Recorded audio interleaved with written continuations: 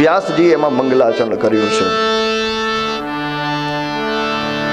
ભાગવતની અંદર 3 મંગલાચરણ આવે છે.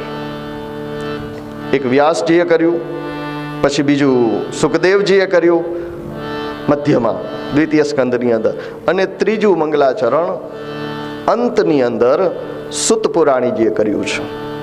3 મંગલાચરણ ભાગવતની અંદર આવે છે. આપણા જીવનની 3 અવસ્થા છે, એ મંગલ થવી જોઈએ. બાળપણ, યુવાની, વૃદ્ધાવસ્થા. આ 3માં મંગલાચરણ થવું જોઈએ. બાળપણ નાના હોઈએ તે દાદાની આંગળી પકડીને હવેલી જઈએ, એ બાળપણનું મંગલાચરણ છે. યુવાન હોઈએ તે આપણા સંતાનોને લઈને હવેલીએ જઈએ, એ યુવાવસ્થાનું મંગલાચરણ છે. અને વૃદ્ધાવસ્થાની અંદર આપણા દીકરાના દીકરા પૌત્રાને હાથ પકડીને હવેલીએ લઈ જઈએ, એ વૃદ્ધાવસ્થાનું મંગલાચરણ છે. જીવનની 3 અવસ્થા મંગલ થવી જોઈએ. સંતોએ તો દિવસના 3 પ્રહરને, સવાર, બપોર ને સાંજ, એમાંય મંગલાચરણ કરવાનું કીધું. સવારે ઉઠતા વેત કરાગરે વસતે લક્ષ્મી, કર મૂલે સરસ્વતી, કર મધ્યે તુ ગોવિંદ, પ્રભાતે કર દર્શનમ. ઉઠતા વેત આખું ખોલી અને સીધા હાથના દર્શન કરવા જોઈએ.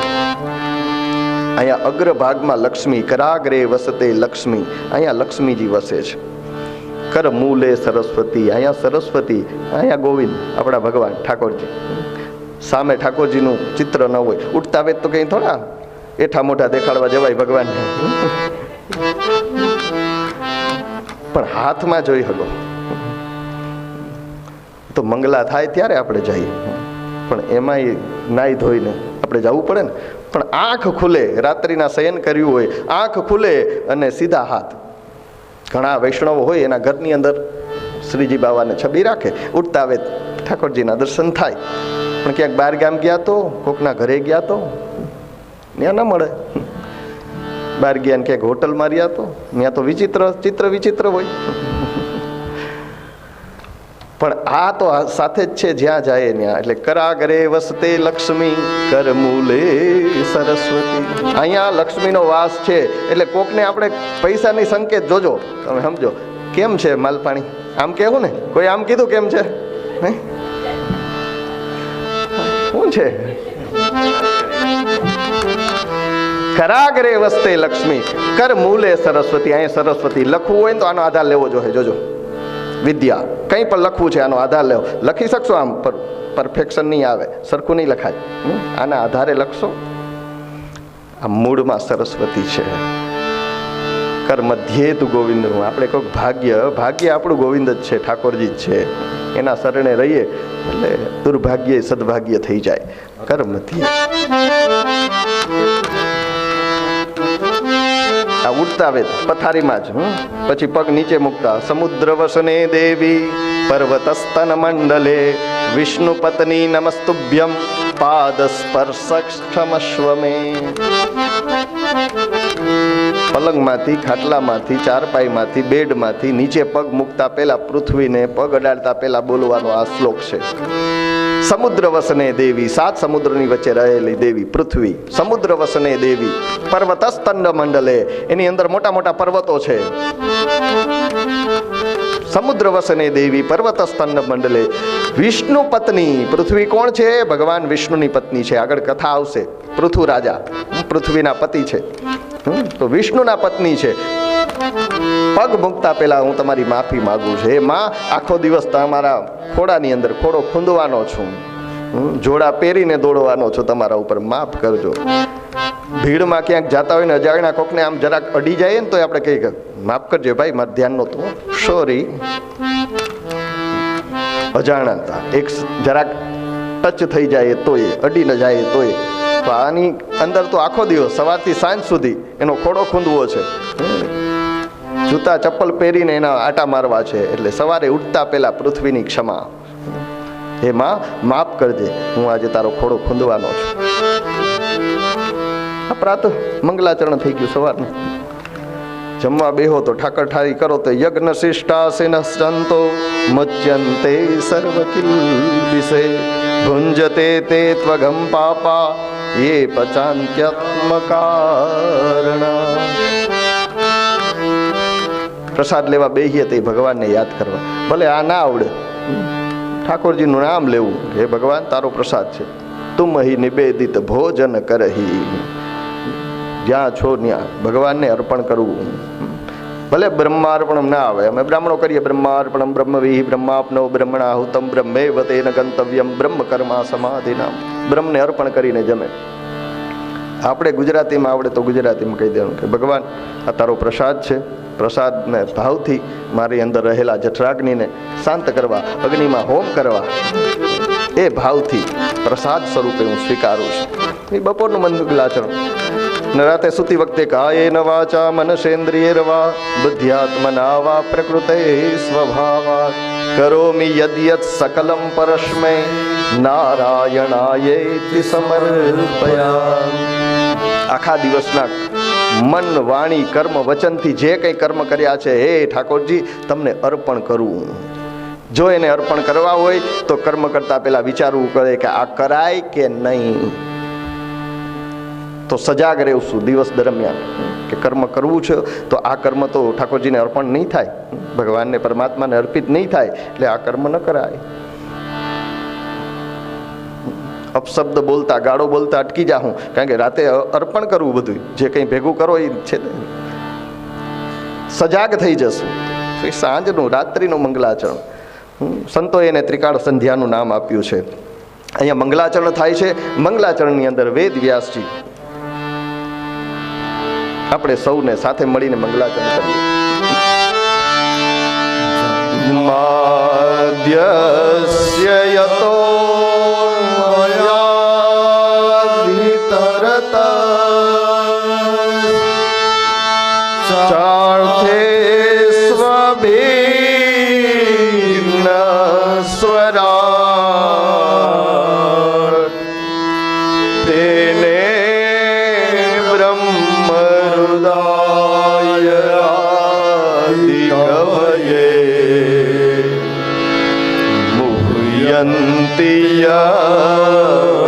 સૂરય તેજો વારી મૃદાં યથા વિનિમયો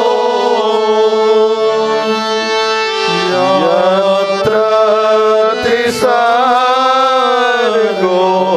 મૃષા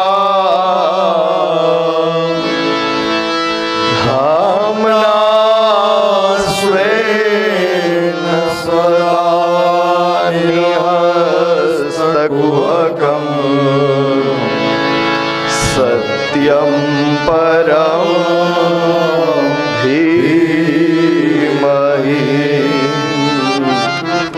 સત્યમ પરમ ધીમહિ.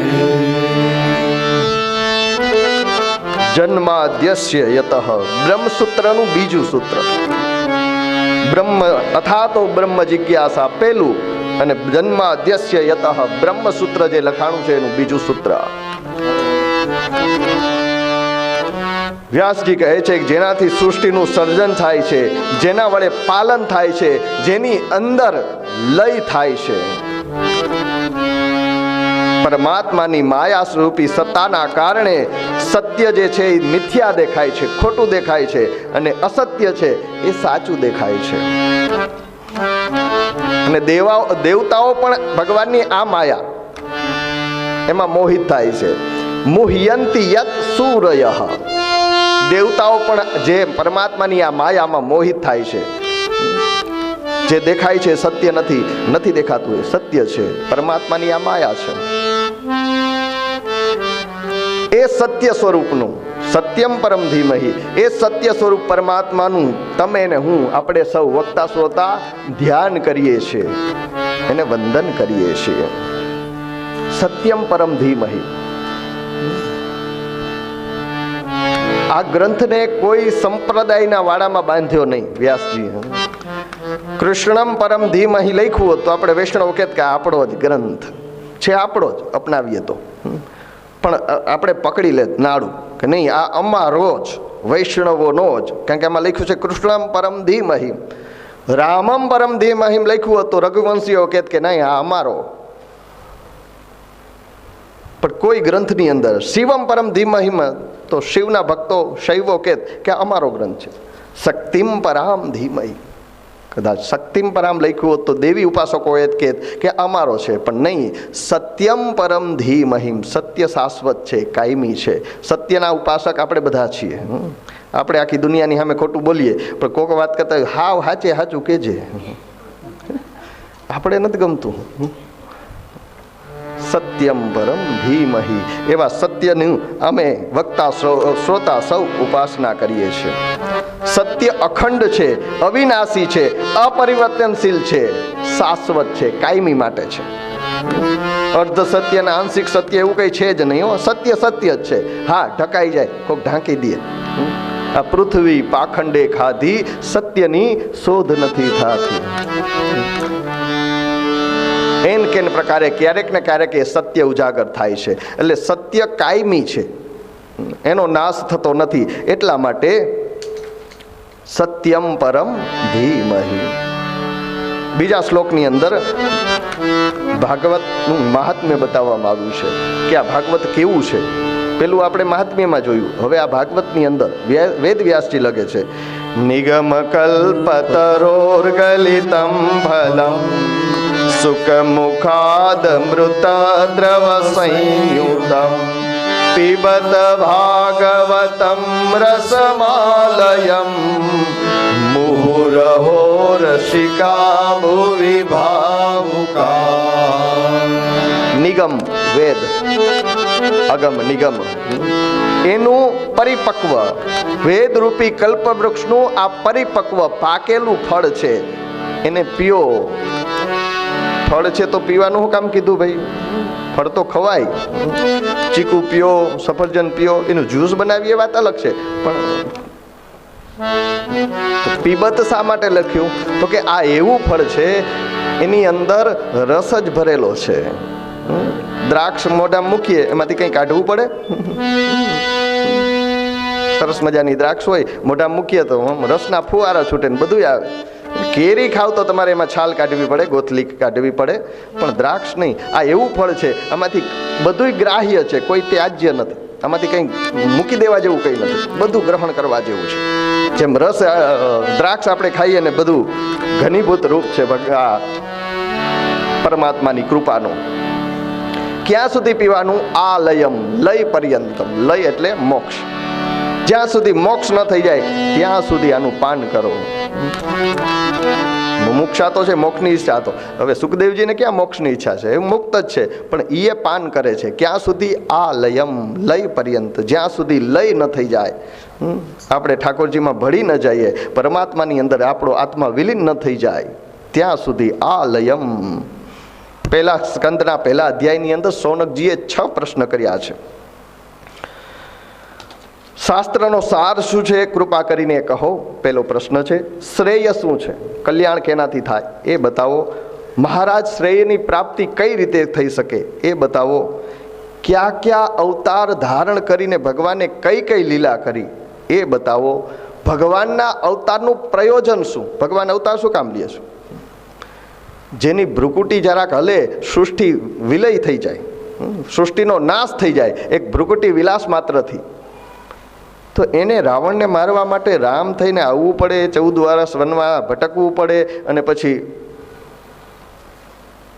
સમુદ્ર ઉપર સેતુ બાંધી ન્યા જઈ અને રાવણની હારે યુદ્ધ કરવું પડે?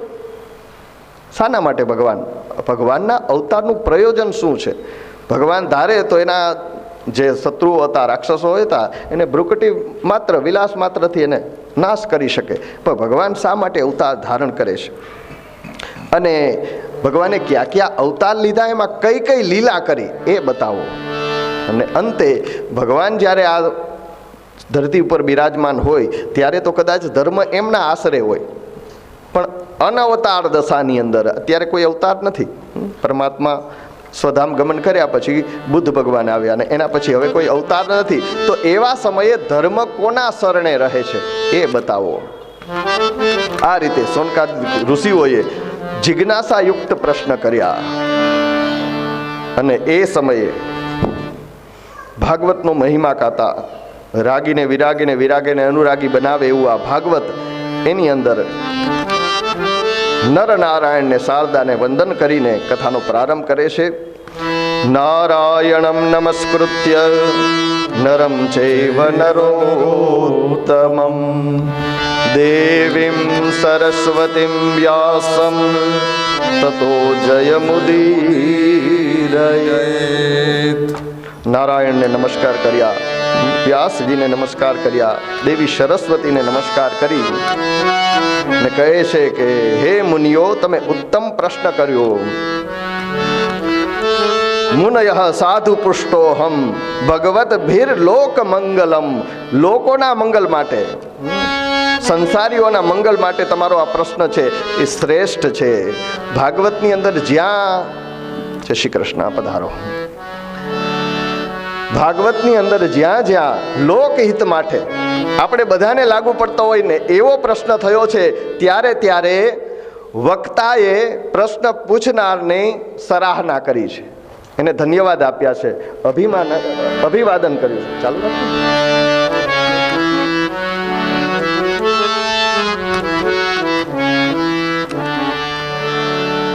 આગળ આપણે જોશું. વરિયાને શતે પ્રશ્ન કૃતો લોકહિતો નૃપ.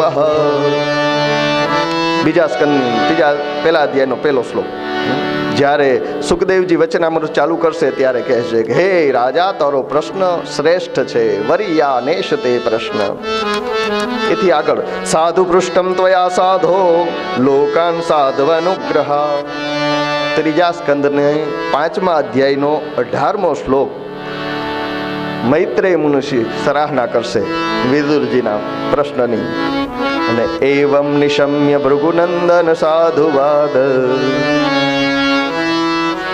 10મા સ્કંદની અંદર પહેલા અધ્યાયમાં 14મા શ્લોકની અંદર સુખદેવજી પરીક્ષિત જે પ્રશ્ન કરે ને એને ધન્યવાદ આપશે. તો જ્યારે જ્યારે આપણે બધાને લાગુ પડતો, આખા સંસારને લાગુ પડતો હોય એવો પ્રશ્ન પૂછવામાં આવ્યો, ત્યારે વક્તાએ પ્રશ્ન પૂછનાર શ્રોતાને અથવા પ્રશ્નકર્તાને ધન્યવાદ આપ્યા છે કે ધન્યવાદ છે, લોકના હિત માટે ત્યાં આ પ્રશ્ન કર્યો છે.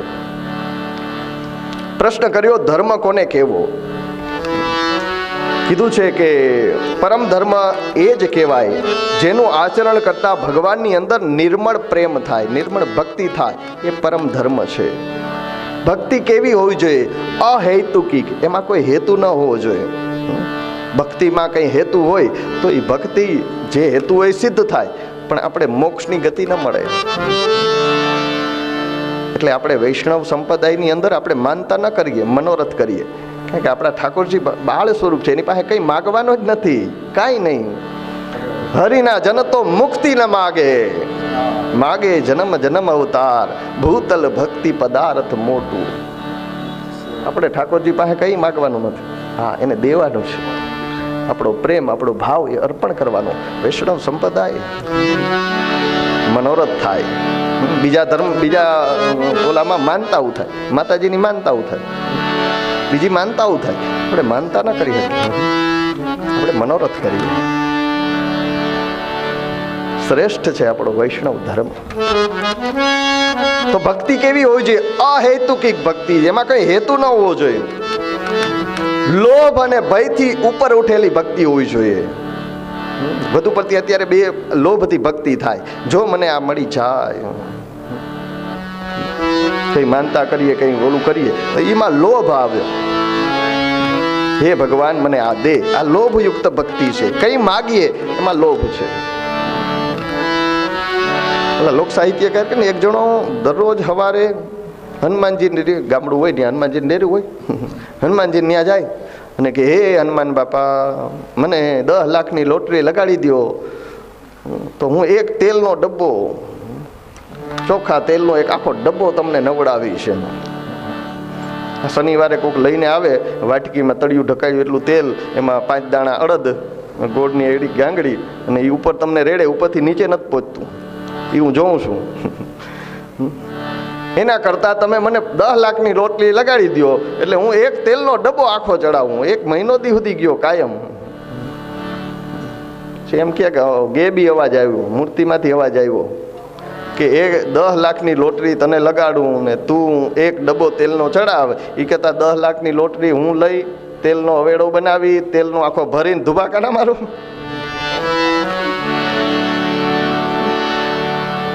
એમ નહીં, લોભ નહીં. બીજું ભયયુક્ત ભક્તિ હોય. આપણે આ થાય એટલે ભક્તિ કરીએ, આ ન થાય એટલે ભક્તિ કરીએ. વાહનમાં વયા જતા હોય, કંઈક ધજા દેખાય તો હોર્ન વગાડે.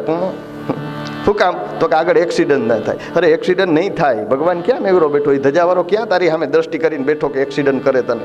પણ હા, ભાવથી નમન કરો, પ્રેમથી, કે આ કોઈ પવિત્ર જગ્યા છે, આ સાધનાનું સ્થાન છે, ત્યાં કંઈક ચેતના બિરાજતી હશે, એને નમસ્કાર કરો ચોક્કસ. પણ ભાવ એવો ન રાખો કે આગળ જઈને એક્સિડન્ટ ન થાય એટલે હોર્ન વગાડો, હું એને નમસ્કાર કરું. નહીં. લોભથી મુક્ત અને ભયથી મુક્ત એવી ભક્તિ.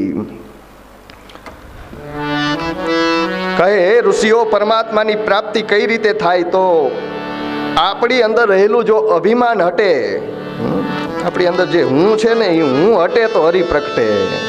હું કરું જ્યાં સુધી છે ને સેવામાં, હું સેવા કરું. ઠાકોરજી શક્તિ દીધી એટલે સેવા કરી શકીએ. હું કરું સેવામાં? આપણે જે ઉપયોગ કરીએ, આપણે કંઈ બનાવી શકીએ? પાણીનો ઉપયોગ કરીએ, જલ આપણે બનાવી શકીએ? સામગ્રી સિદ્ધ કરીએ, પણ સામગ્રી માટે જે મટીરિયલ છે એ તો ઠાકોરજી દે ને. જેની બનાવો, ફકડી બનાવો, પછી જેમાંથી બને એ તો ભગવાન દે છે ને. આપણે બનાવીએ તો આપણો હું હટે તો હરિ પ્રગટે. અને અંગ્રેજીમાં જોજો, પોતાના માટે કંઈક આઈ એટલે હું, પોતાના માટે વપરાય ને ઓલવેઝ કેપિટલ હોય. આઈ ઇઝ ઓલવેઝ કેપિટલ, માથું કાઢીને જ ઊંચો ઊભો હોય. હું જાઉં છું, હું ખાઉં છું, હું એમાં જો આપણો હું છે ને હરિને પ્રગટ થવા નથી દેતો. ભગવાનના રાજ્યનું પ્રયોજન શું છે? ભગવાન શા માટે આ પૃથ્વી પર આવે છે?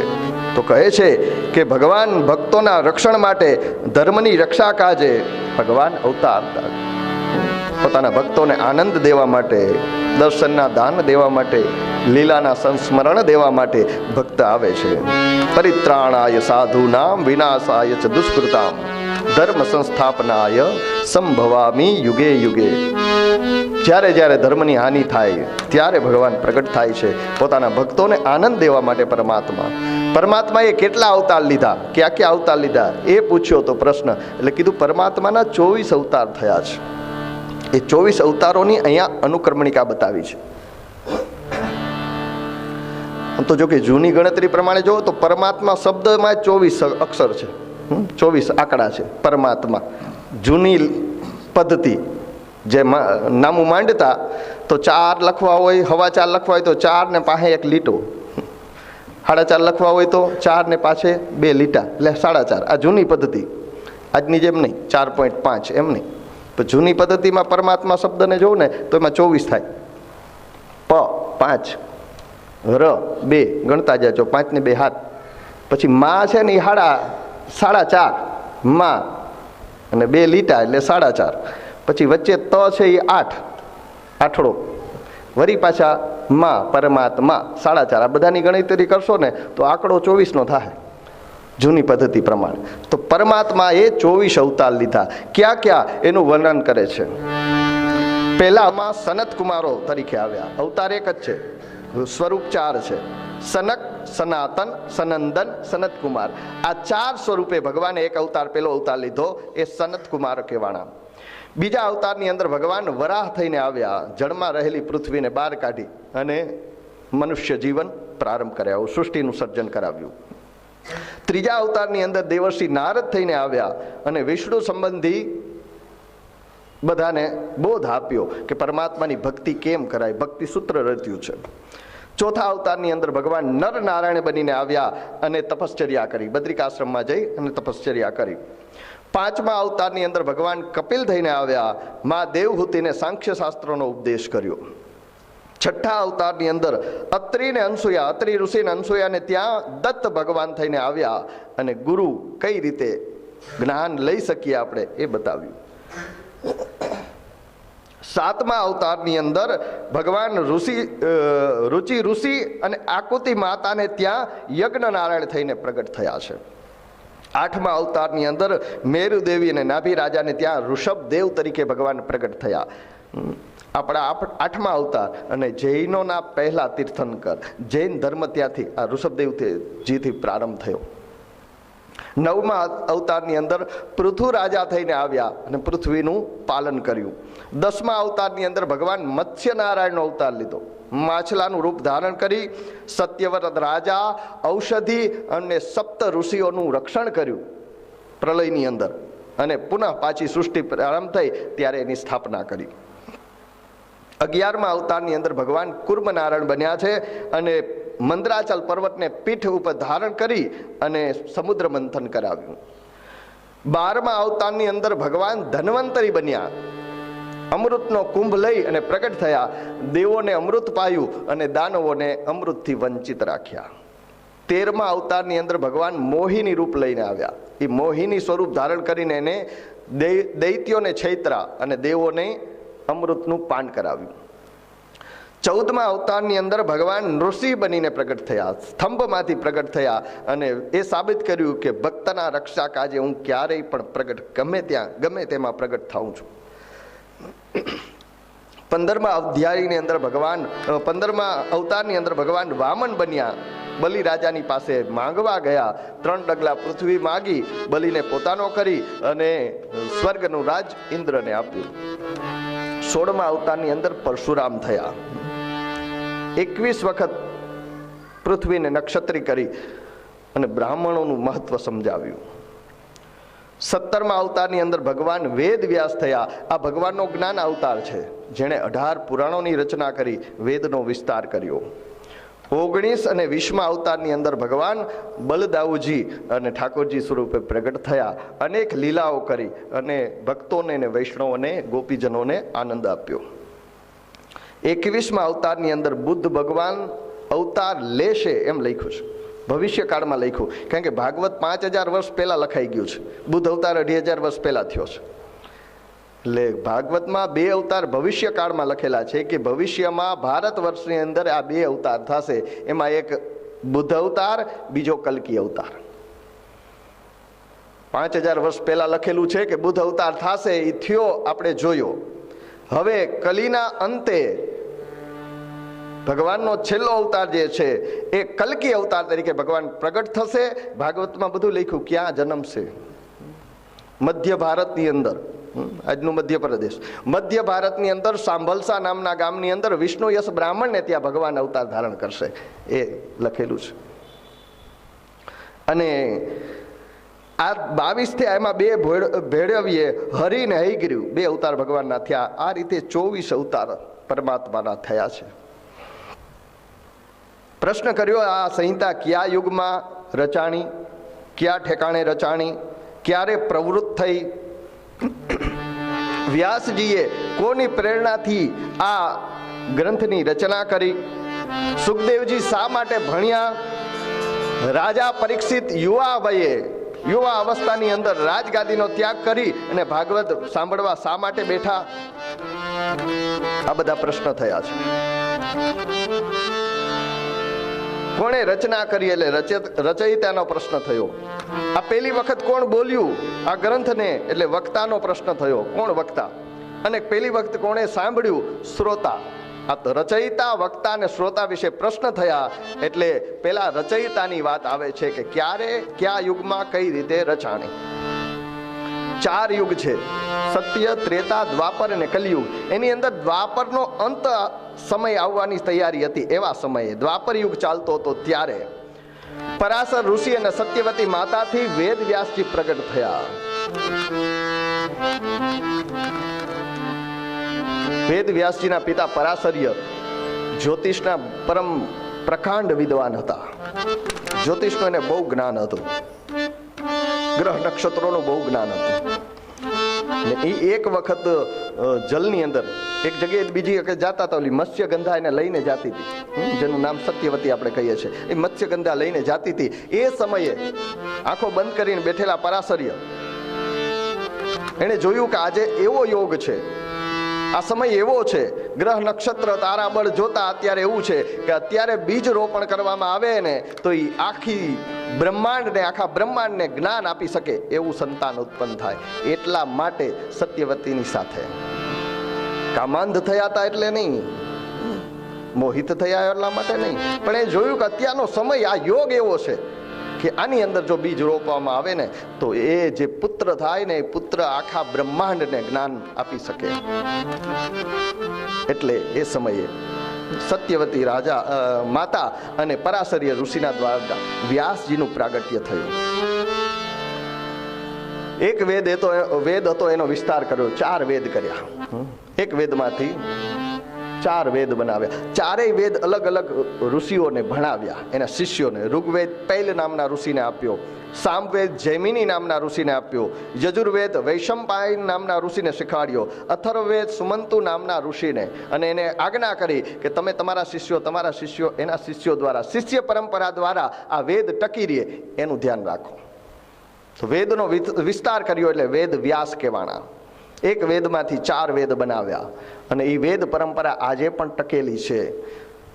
પહેલાના સમયમાં પુસ્તકો નહોતા, પત્રો નહોતા, કાગળ નહોતા, ભોજપત્ર હતા. ભોજપત્ર એ પછી આવ્યા, પણ જ્યારે કંઈ નહોતું ત્યારે બ્રાહ્મણોએ, ઋષિમુનિઓએ પોતાની શિષ્ય પરંપરાથી વેદને ટકાવ્યો છે.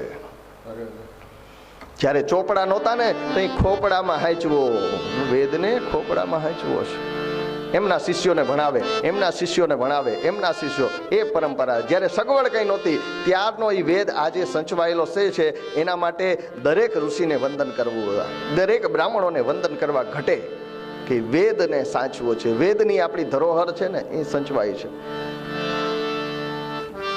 પુરાણ જૂનામાં જૂની વસ્તુ હોય તો વેદ છે, ભગવાનનો શ્વાસ છે. ભગવાન જાગ્રત થયા, એનો શ્વાસ પ્રગટ થયો ને એમાં વેદ પ્રગટ થયો છે. એ કોઈ લખ્યો નથી, કોઈની રચના નથી, ભગવાનનો શ્વાસ છે વેદ. અને એટલા માટે એ વેદમાં તાકાત છે કે જે ભગવાનનો મંત્ર બોલીએ એ ભગવાન આવે છે. એટલે કીધું દેવાધીનમ જગત સર્વમ મંત્રાધીનમ ચ દેવતા તે મંત્રા બ્રાહ્મણાધીનમ તસ્માત બ્રાહ્મણ વંદ્ય થે. પૂજા કરો ને એમાં બ્રાહ્મણ વંદના આવે ને. હું તો એમ કહું કે બ્રહ્માજીથી પેલા ભણ્યા કોણ? વેદને ધારણ કર્યો બ્રહ્માજીએ. એ બ્રહ્માજીથી લઈને આજ દિવસ સુધી જેટલા બ્રાહ્મણો, જેટલા ઋષિઓએ વેદને ધારણ કર્યો છે, સાચવ્યો છે, એ બધાને નમસ્કાર કરવાના. તો એક વેદમાંથી 4 વેદ કર્યા એટલે વેદ વ્યાસ કહેવાના. પરાશરના પુત્ર છે એટલે પારાશર્ય કહેવાના. યમુનાના કૃષ્ણદ્વીપની, યમુનાજીના કૃષ્ણદ્વીપની અંદર એનો જન્મ થયો છે એટલે કૃષ્ણ દ્વૈપાયન કહેવાના. બદ્રિક આશ્રમની અંદર બોર ખાઈને તપશ્ચર્યા કરી એટલે બાદરાયણ કહેવાના. તો આ બધા વેદવ્યાસજીના નામ છે. પારાશર્ય, કૃષ્ણ દ્વૈપાયન, બાદરાયણ, વેદવ્યાસ. એક વખતે વેદવ્યાસ ખિન્ન મને, ઉદાસ મને પોતાના આશ્રમે બેઠા હતા ત્યારે નારદજી આવ્યા. વાણીથી નારદજીનું સ્વાગત કર્યું. આવો દેવર્ષિ નારદ, પધારો. નારદજીએ કુશળતા પૂછી, તમે કુશળ છો? તમારા વદન ઉપરથી તો એવું લાગે છે કે કંઈક નિરાશા તમારી અંદર છે. તમારા ચહેરા ઉપર એવું લાગે છે કે કંઈક વેદના તમને સતાવે છે. તમારું વદન એ ચાળી ખાય છે. વેદવ્યાસજી કીધું, સાચી વાત છે. મેં કરેલા કાર્યથી મને સંતોષ નથી. મેં 17 પુરાણની રચના કરી છે. 17 પુરાણ રચ્યા છે, વેદનો વિસ્તાર કર્યો છે. એક વેદમાંથી 4 કર્યા છે. સ્ત્રીઓ અને શુદ્રો વેદના જ્ઞાનથી વંચિત ન રહે એટલા માટે મહાભારતની રચના કરી છે. મહાભારતની અંદર 1,00,000 શ્લોક હતા. વેદનો બધાને અધિકાર નથી. શુદ્ર વેદ ન ભણી શકે, સ્ત્રીઓ વેદ ન ભણી શકે. સ્ત્રીને વેદનો અધિકાર નથી, કારણ કે માતાઓ કાયમ માટે પવિત્ર નથી રહી શકતા. એટલા માટે એને વેદનો અધિકાર નથી. પણ વેદની અંદર જે જ્ઞાન છે એ જ્ઞાનથી સ્ત્રીઓ અને શૂદ્રો અજાણ ન રહીએ, વંચિત ન રહીએ. એટલા માટે વેદનો જ જાણે નિચોડ મહાભારતની અંદર 1,00,000 શ્લોકનું મહાભારત, એની અંદર વેદમાં જે જ્ઞાન છે એ ઠલવી દીધું. આટલું મેં કર્યું છતાં મારા કાર્યથી મને સંતોષ નથી, મારા આત્માને શાંતોય નથી. હજી કંઈક ખૂટે છે, હજી કંઈક ઘટે છે એવું મને લાગે છે. હે નારદજી, મને માર્ગદર્શન કરો. તમે દેવર્ષિ છો, દેવોને પણ માર્ગદર્શન આપો છો, તો મારું માર્ગદર્શન કરો. ત્યારે કહે છે, હે વ્યાસજી, તમે જે રચના કરી છે ને એ જ્ઞાનસભર છે, બધું જ્ઞાનની વાતો છે. પણ પ્રભુની નિર્મળ પ્રેમ ભક્તિનું વર્ણન ન કરો ત્યાં સુધી બધું નકામું છે.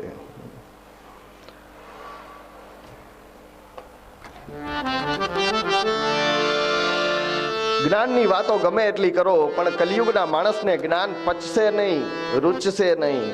જ્ઞાન માણસ પચાવી નહીં શકે. એવા કોઈ જ્ઞાની નહીં રહે કે તમારી જ્ઞાનની વાતને પચાવી શકે. એના કરતાં પરમાત્મામાં નિર્મળ ભક્તિ થાય, મનને શાંતિ મળે એવી કોઈક ગ્રંથની રચના કરો. હરિભજન કરી શકે લોકો એવું. હરિભજન વિના સુખ શાંતિ નહીં, પ્રભુ નામ વિના આનંદ નહીં. તો એવા કોઈ ગ્રંથની રચના કરો જેની અંદર ભક્તિ પ્રધાન હોય, લોકોનો ભક્તિથી ઉદ્ધાર થાય. બધા યોગી નહીં હોય, બધા અનુષ્ઠાન નહીં કરી શકે, બધા તપ નહીં કરી શકે. અષ્ટાંગ યોગ સિદ્ધ કરવા બધાને માટે શક્ય નહીં હોય, સમાધિ સુધી બધા નહીં પહોંચી શકે. પણ પરમાત્માની ભક્તિ તો ગમે તે કરી શકશે. ભગવાન ભક્તિને પ્રધાનમાં રાખીને એવો કોઈ ગ્રંથની રચના કરો. અને નારદજી પોતાના પૂર્વજન્મની કથા કહે છે, હું અત્યારે દેવર્ષિ થઈને ફરું છું, જે લોકમાં જ્યાં જાઉં છું ત્યાં મારી આગતા સ્વાગતા થાય છે, મને માન મળે છે. આનું કારણ જો કંઈ હોય ને તો પૂર્વજન્મની અંદર મેં કરેલી ભક્તિ છે. વ્યાસજી, હું મારી પૂર્વજન્મની કથા કહું છું. ગયા જન્મની અંદર હું એક શુદ્ર દાસીનો દીકરો હતો. પુરાણમાં એવી કથા મળે છે કે નારદજી ઉપબર્હણ નામના ગાંધર્વ હતા, એને શ્રાપ થયો અને એને દાસી પુત્ર થવું પડ્યું. તો ગયા જન્મની અંદર હું દાસીનો પુત્ર હતો. હું મારી માનો એકને એક દીકરો હતો. મારી માં વિધવા હતી, હું એનો એકનો એક દીકરો હતો. મારી માં એક વેદવાદી બ્રાહ્મણને ત્યાં કામ કરતી, સેવા કરતી, કામવાળા તરીકે આવે. અને હું નાનો હતો એટલે મારી માની સાથે સાથે ત્યાં જતો.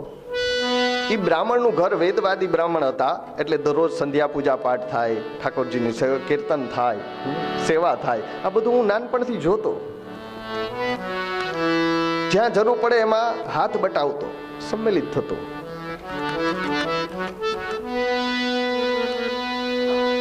પૂજાના પાત્ર લઈને ત્યાં પહોંચાડતો. નાનકડું બાળક જેનાથી થઈ શકે એવું કાર્ય કરતો. આ બ્રાહ્મણનું પવિત્ર ઘર હતું એટલે સાધુ સંતો જ્યારે વિહરવા નીકળે, બહાર નીકળે, ચાતુર્માસ કરવા નીકળ્યા હોય, ચાતુર્માસ કરતી વખતે એક જગ્યાએ 4 મહિના રોકાવાનું હોય, ત્યારે એ આ બ્રાહ્મણના ઘરે ઉતરતા.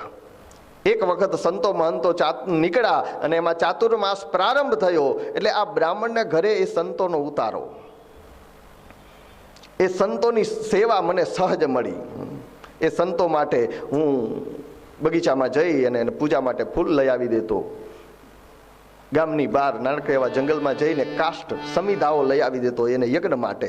તો અનાયાસ મને એ સેવા મળતી. દરરોજ સાંજે સત્સંગ થતો, એ સત્સંગનું શ્રવણ કરતો.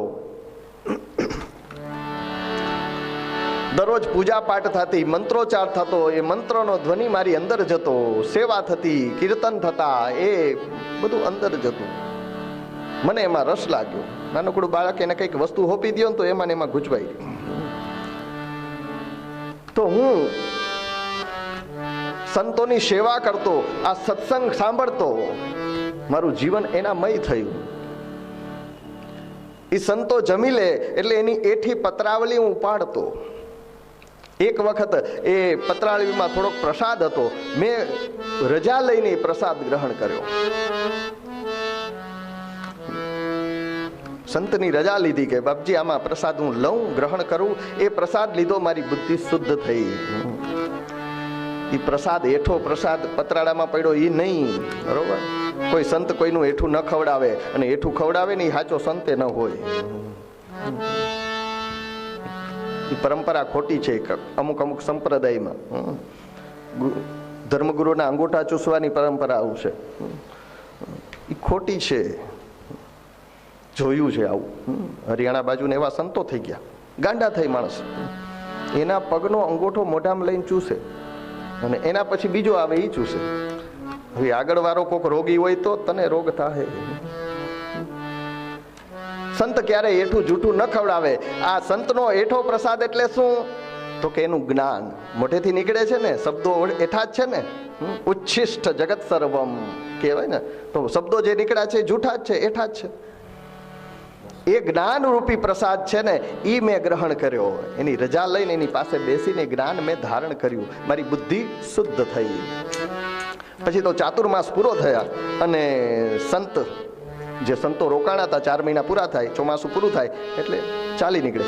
એ ચાલીને જવાના તૈયાર થયા. મને એની એવી માયા લાગી, એનો સંગનો રંગ એવો લાગ્યો કે એના ગમનથી મને દુઃખ, હું રડવા લાગ્યો. મેં એના ચરણ પકડી લીધા.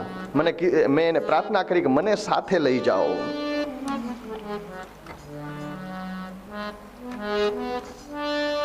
રામાયણમાં તુલસીદાસ લખે છે કે બંદઉ સંત અસજ્જન ચરણા, દુઃખ પદ ઉભય બીચ કછુ બરના, બિચરત એક પ્રાણ હરી લેહી, મિલત એક દારૂન દુઃખ દેહી.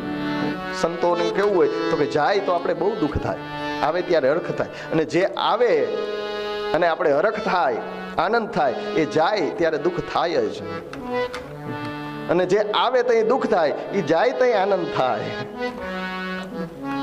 જેનું આગમન કે લે આ ક્યાં આવ્યા, હજી તો વેકેશન પડ્યું છે તાતા.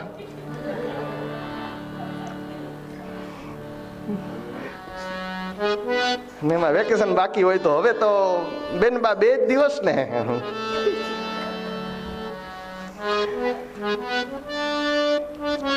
એક આવે ને દુઃખ ઉપજે, એક આવે ને દુઃખ જાય, એક વિદેશ ગયો ન વિસરે, બીજો પાહે ન પોહાય, આણદો કહે પર માણદા નહીં તો માણહે માણહે ફેર, એક લાખો દેતા 9 મળે બીજા ત્રાંબિયાના તેર.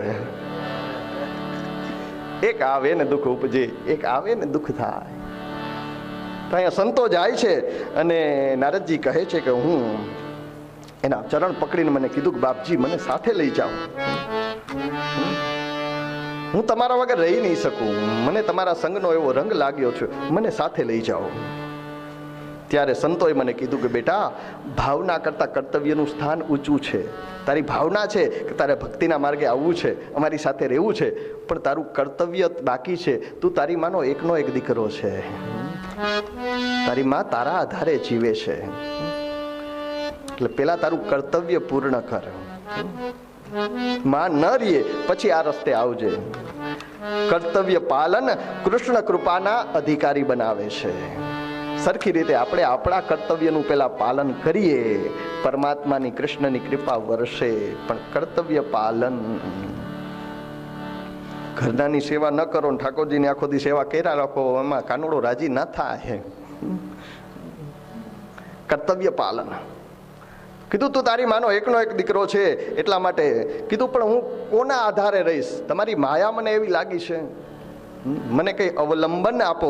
ત્યારે એ સંતોએ કૃપા કરી અને એક મંત્ર આપ્યો, વાસુદેવ ગાયત્રી મંત્ર.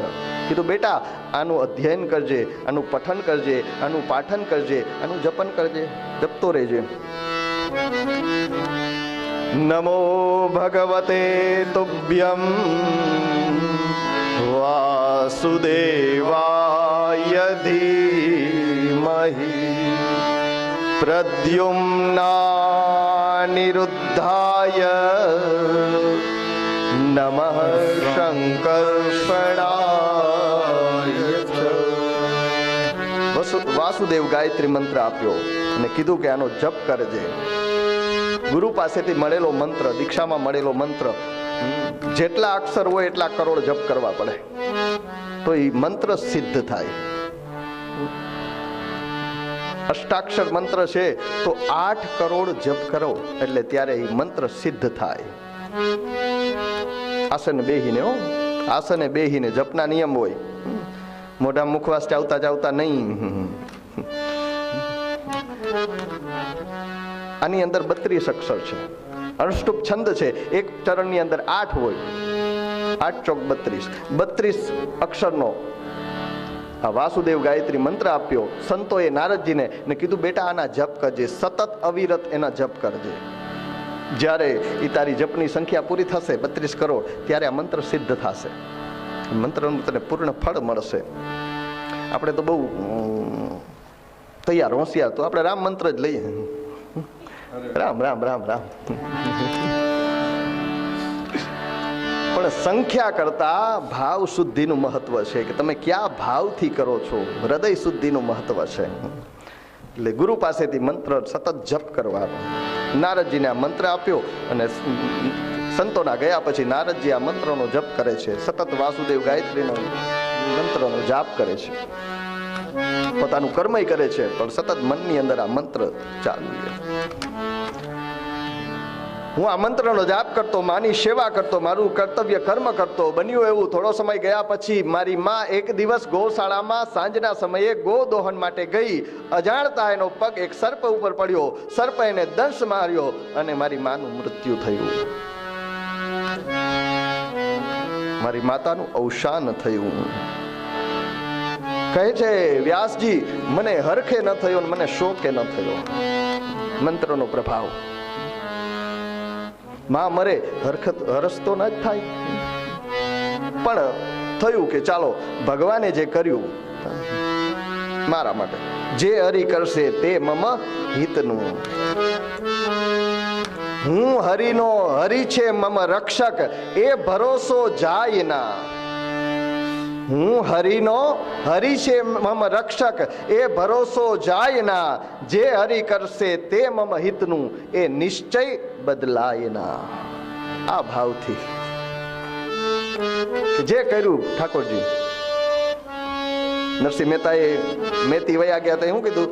ભલું થયું ભાગી જંજાળ સુખે ભજીશું શ્રી ગોપાળ. નહોતા ગમતા એવું નહીં, પણ મારા ઠાકોરે જે કર્યું ને સારું. પરમાત્મા જે કરે છે સારા માટે જ કરે છે એ નિશ્ચય.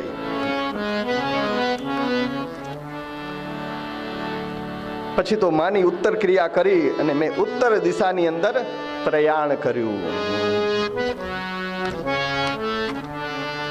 જંગલો વનોને વટાવતો વટાવતો હું સતત વાસુદેવ ગાયત્રીનો મંત્ર જપતો જપતો એક દિવસ એક નદીના કિનારે હાથ પગ મોઢું ધોઈ જલપાન કરી પીપળાના વૃક્ષ નીચે બેસી આંખો બંધ કરી અને હૃદયથી હું પરમાત્માનો જપ કરતો હતો. વાસુદેવ ગાયત્રી મંત્રનો જપ કરતો હતો.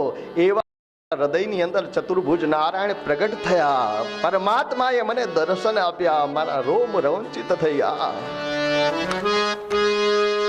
નારદજી કહે છે કે હે વેદ વ્યાસજી, આ જે કહું છું ને વર્ણનનો વિષય નથી, ખાલી અનુભૂતિ. મને શું અનુભવ થયો હું કહી નહીં શકું. પરમાત્માનું એ દિવ્ય ચતુર્ભુજ રૂપ મેં હૃદયમાં ધારણ કર્યું. થોડી વાર થઈ એ ચતુર્ભુજ રૂપ અંતર ધ્યાન થયું. હું બેબાકડો થઈ ગયો. આંખો ખુલી ગઈ.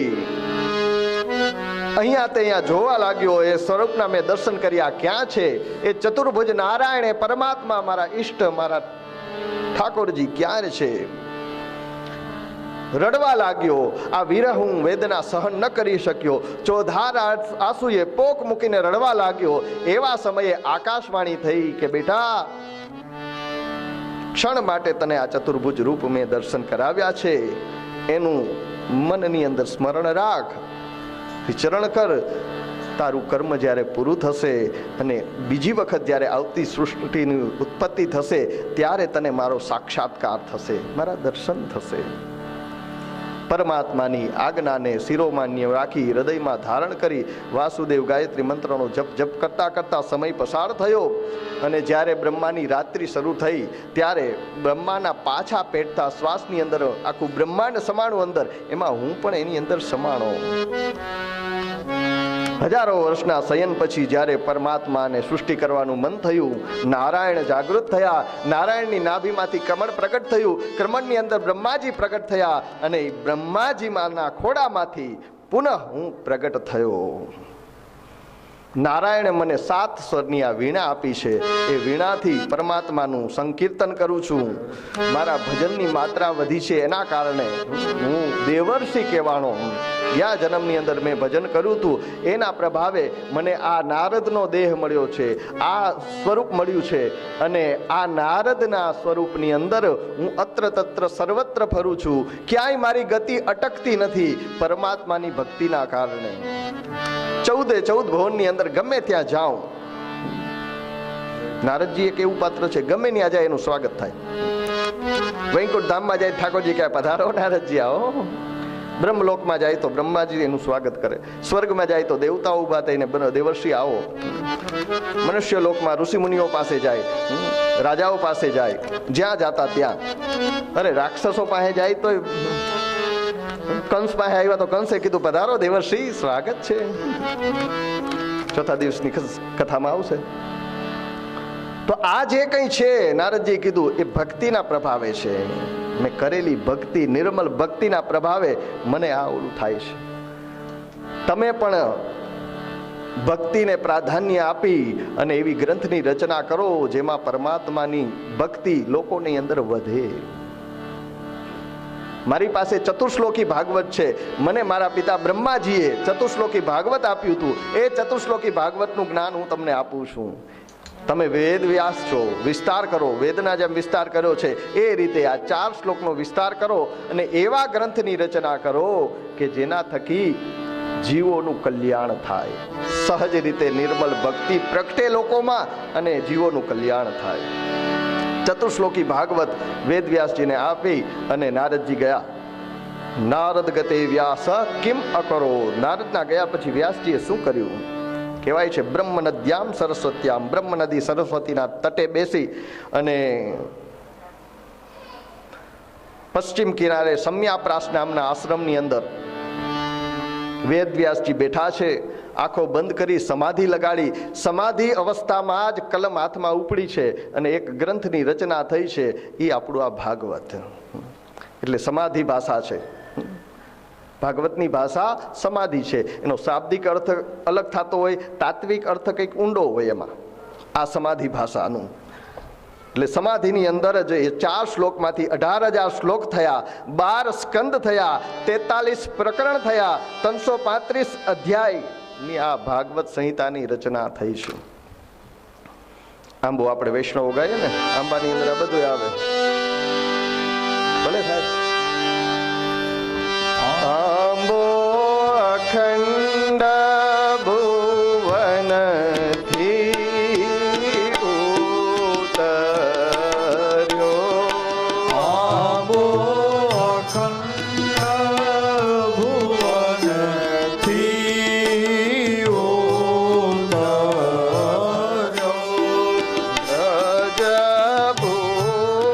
રજભૂમિમાં આંબાનો વાસ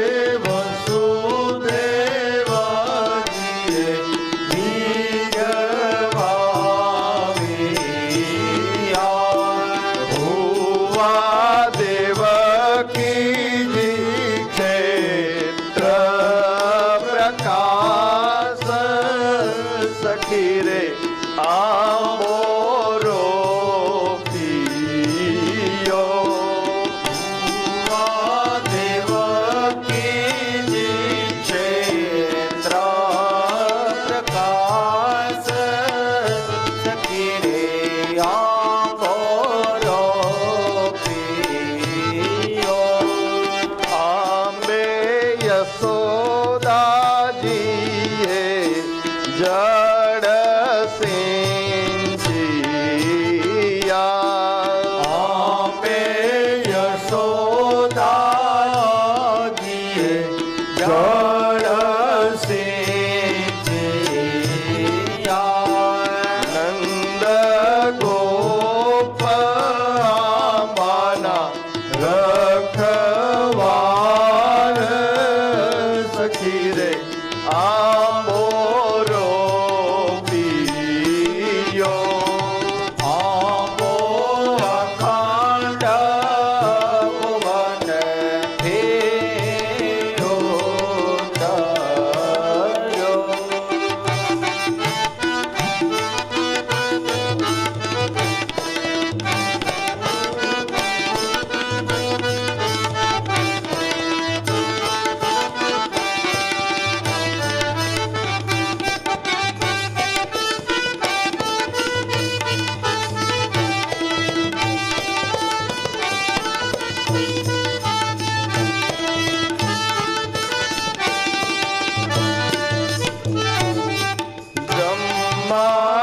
બ્રહ્માજીએ તે ચાર પત્ર લખ્યા બ્રહ્માજીએ તે ચાર પત્ર લખ્યા. મુનિ નારદે કીધી છે જાણ સખી રે આંબોરો પિયો આંબો અખંડ ભુવન ફેરો તર્યો.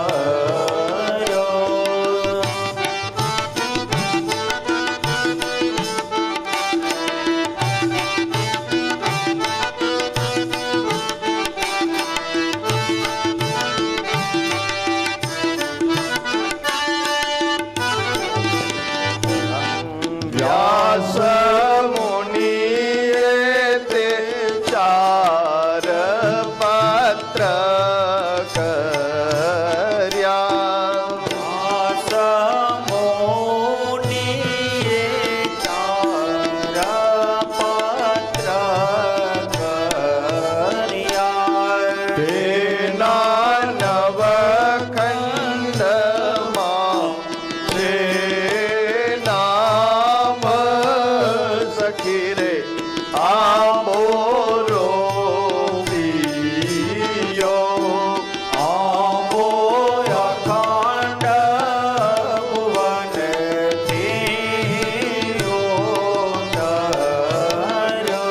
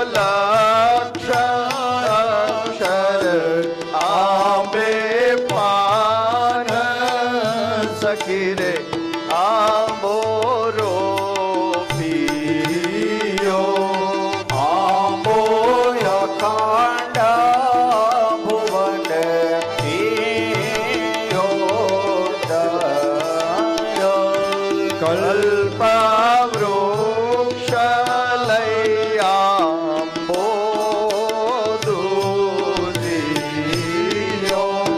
કલ્પવૃક્ષ આપો એની 14 ભુવન માહે છાય સખી રે આંબો રોપિયો આપો અખંડ ભુવન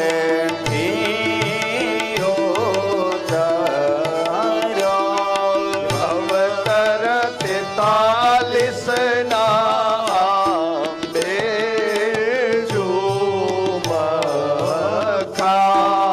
અવતરણ 43 નાયા બેજો મખા શ્રીમદ ભાગવત આંબાના ફળ સખી રે આંબો રોપિયો આપો અખંડ ભુવન તે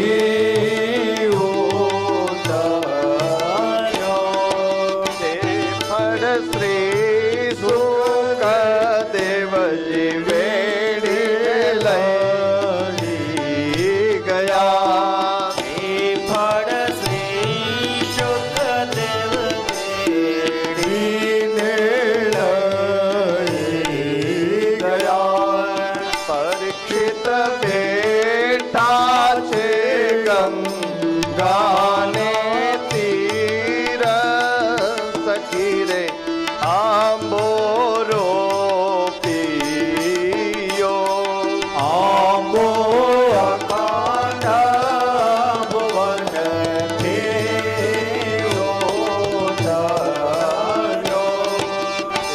રસ રેડ્યો પરીક્ષિતના શ્રવણમાં તેરા સરેડ્યો પરીક્ષિતના શ્રવણમાં હરો અનુગ્રહનો આધાર સખી રે આંબો રોપિયો આપો અખંડ ભુવન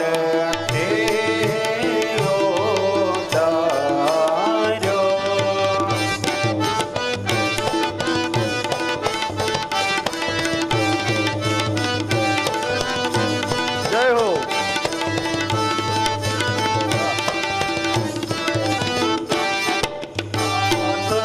દિવસ માસે કૃષ્ણ પદ મળ્યો સાત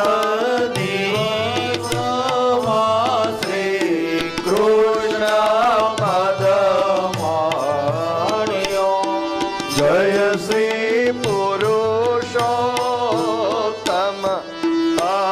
અભિરામ સખી રે આંબો રોપિયો આપો અખંડ ભુવન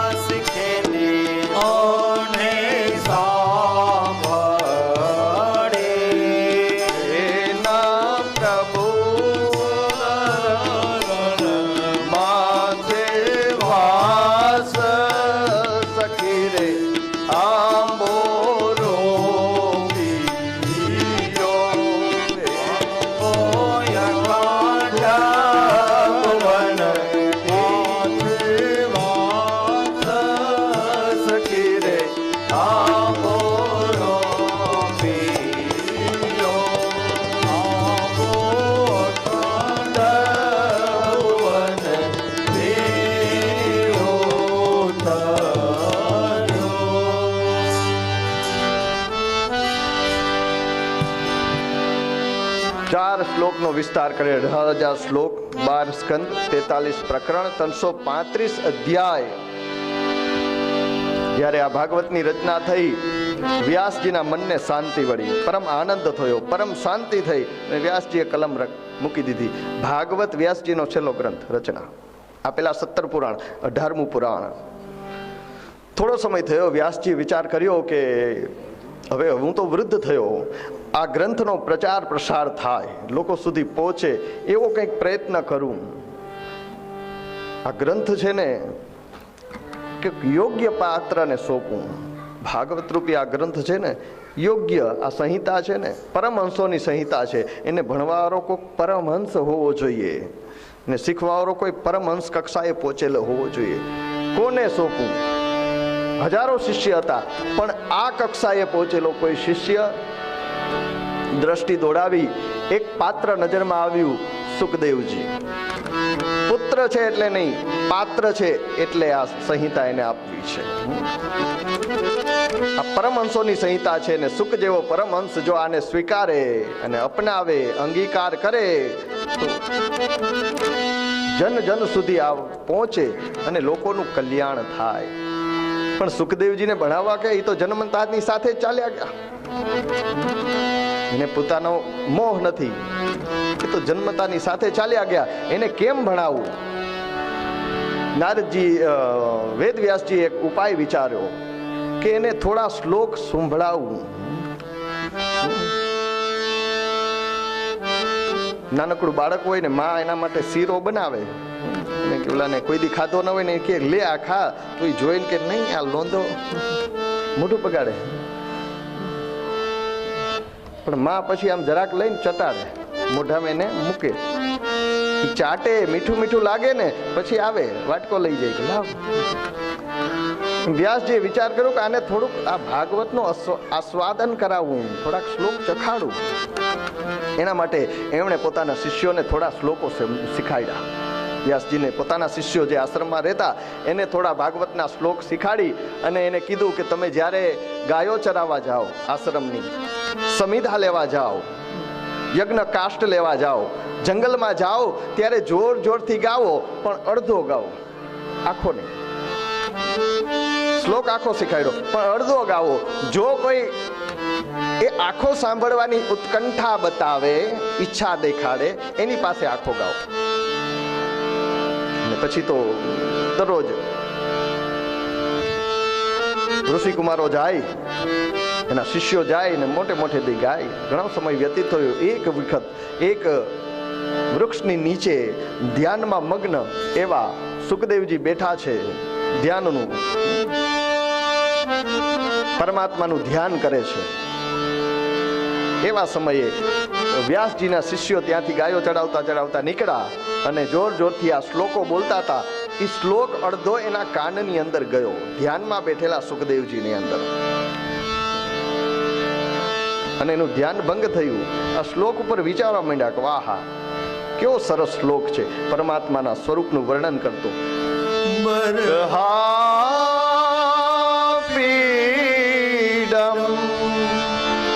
નટવર વપુઃ કર્ણયો કર્ણિકારમ બિભ્રદ્વાસઃ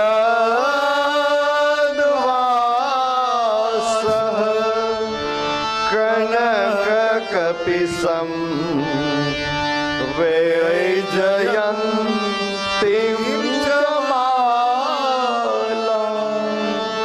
આ શ્લોકના શબ્દો ધીરે ધીરે એના કર્ણ વિવરની અંદર, સુખદેવજીના કર્ણની અંદર ગયા. બરહા પીડમ નટવર વપુઃ, સૂર્યના પ્રકાશ જેવું સરસ મજાનું પીતાંબર પરમાત્માએ ધારણ કર્યું છે. કર્ણયોઃ કર્ણિકારમ, કાનની અંદર કર્ણિકાના ફૂલ લગાડ્યા છે. બિભ્રદ્વાસઃ કનક કપિશમ વૈજયંતીમ માલામ, વૈજયંતી માલા પરમાત્માએ ધારણ કરી છે. પરમાત્માનું કેવ્ય દિવ્ય સ્વરૂપ. પણ હજી આમાં કંઈક ખૂટે છે. શ્લોક અડધો જ બોલતા હતા, અડધું વર્ણન આવે. સુખદેવજીની આંખ ખુલી ગઈ.